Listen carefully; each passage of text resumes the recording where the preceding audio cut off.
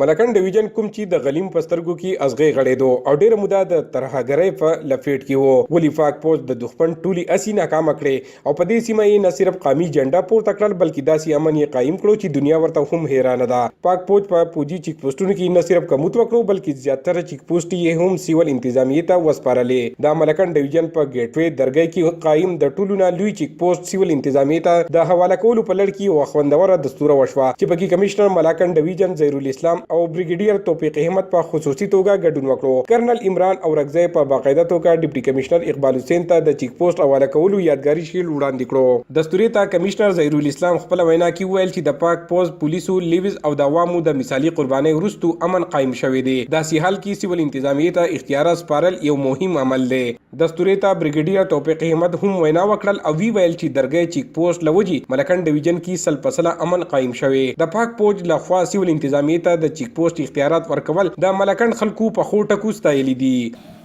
سیول انتظامیه ته چې زموږ ولشو ډېره خوشاینده خبره ده او ډېرو قربانیانو نه پس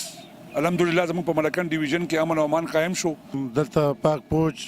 په څو کاره کې کم کردار ادا کړو دا یو ډېر ښه کردار و او زما د فورسز ځوانانو ته هم دا ریکویسټ دی چې په خنده پیشانۍ سره په سلام دعا سره په خره رویې سره د خلکو چیکینګ وشي او د خلکو د سکیورټي او د خلکو د مال او د جان تحفظ وشي لنګ خوشاله یو نن د خوشاله ورځ ده چې زمونږ خپل انتظامیه ته اختیار میلاو شو دا ډېر د خوشاله خبره او امن زموږ ضرورت هم دی او د عوامو د پاره دا یو ډېر د خوشاله خبره ده چې دا چیک پوسټ زموږ لیوي ته حواله شو ملکن ډیویژن کې د امن قایمولو اصل وجه د ولس او سکیورټي فورسز یووالی دی کوم چې به تل تر تله قایم وي